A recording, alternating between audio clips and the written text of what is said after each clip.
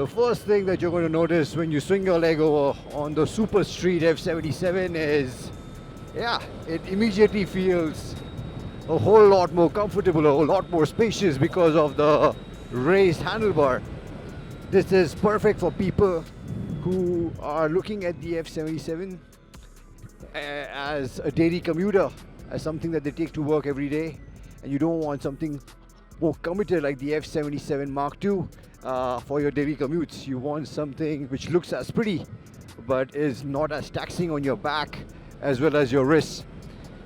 And from that perspective, the Super Street makes a whole lot of sense, because yeah, the rider's triangle is immediately a lot more upright, even though the foot pegs are in the exact same position. And the other thing that you notice here in the city is, of course, the Ballistic Plus. And the Ballistic Plus, as we know, is a result of all the development and testing that they did in Europe on their freeways, on the Autobahn. And they realize that we are obviously not fully exploiting the full potential of this motor, even on the freeways, because our infrastructure is not the best. There is so much traffic. Whereas on the Autobahn, they found that most of the riders are essentially riding a much higher pace. They're going much faster continuously, and they have the throttle pinned. So they obviously had to revisit all the algorithms, the entire firmware, to make sure the battery can cope up with that kind of riding. And they were able to make a whole lot of progress.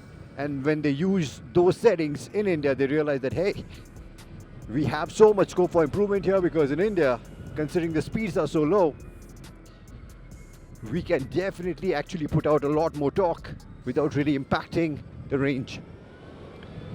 So this is something which we already touched upon in the previous video when I rode this motorcycle, actually the F77 Mark II, at the track.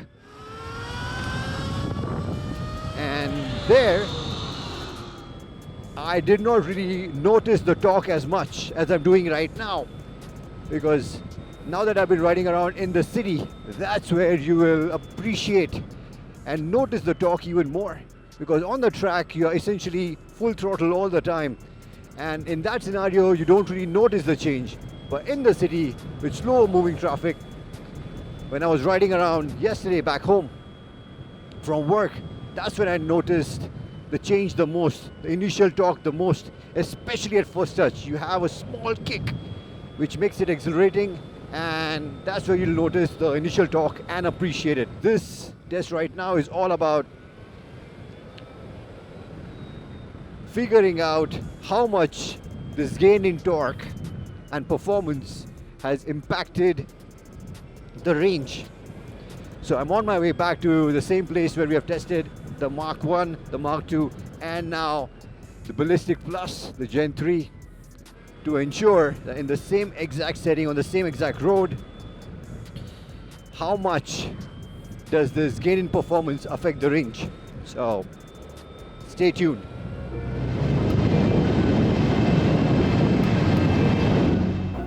So what's the verdict on the F77 Recon Super Street? Well, the Ballistic Plus has definitely worked its magic. You will not notice it here on the open road where you have the throttle pinned all the time, but especially in the city where you're moving much slowly, and that's where you'll notice the torque, the initial kick, especially the first touch of the throttle, which is going to come really handy for those quick overtakes. But I think that has also now, for the first time ever, come at the expense of some performance. For the first time ever on the F77, I have hit two performance walls, in the sense I was forced to suddenly go into not even the combat but the glide mode, because I think I was riding at a higher speed for much too long a duration. So twice I was forced to go from the ballistic mode to the glide mode. The only way I could get around that problem was to switch off the ignition and turn it back on, which meant that I could again be in the ballistic mode. But there again, I felt there was a little bit drop in power. And again, after riding it for a little bit of time, again, I was forced to go in the glide mode. So this is something which definitely Ultraviolette needs to look at, because this is an issue which we have never previously had on the F77 or the Mark II, which allowed us to ride with the throttle wide open and there was no sudden performance drop or overheating issue or whatever it is that caused this problem. In terms of range, we did notice a small drop. The last time on Mark II, we had managed to get around 140 kilometers total range, whereas on this, we have gotten about 135, which is something which I can live with the small gain in performance. But I would definitely like the performance to be in line with how it was with the Mark II, where you completely exploited the ballistic mode, then the combat mode and the glide mode. I think that is what had impressed us the most on the previous iteration on the Mark II, and this is where the Ballistic Plus update definitely needs work on. Second thing, as I mentioned previously, it will definitely benefit with the introduction of cruise control. It will definitely help you eke out a little more range. I'm keeping my fingers and toes crossed that the same way this Ballistic Plus update has come over the air for all F77 owners, we'll soon get a call saying that the same exact motorcycle that you see in front of you will also get cornering function in terms of cornering, ABS and traction control, because it already has the hardware.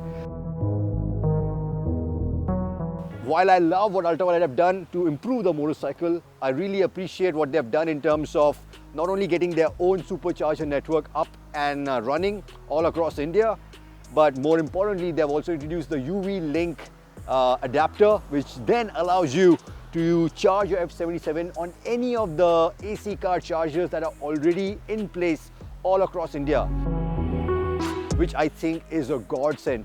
That's going to play a key role in easing off people's range anxiety when it comes to electric motorcycles. So that's something which I think Ultraviolette have done tremendously well, and that's only going to make the case for the F77 a whole lot stronger.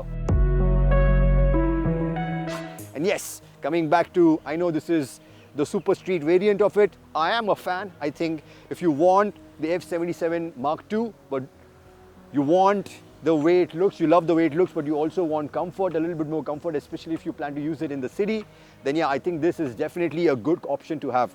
But having said that, now that Ultraviolette have introduced this option, I would love for them to then go and make the Mark II or Mark III, when it comes out, to be a little more focused towards enthusiasts by fixing the front suspension, which right now is really soft, which is great for riding and touring for that matter, but not really the best when you want to really attack the corners and exploit the full potential of this chassis and this machine. Really big potential on this motorcycle, but there's still a few issues which need to be ironed out. But I appreciate the fact that despite all of these updates, Ultraviolette is not charging you a penny. The cost still remains at 4 lakhs for this bigger battery.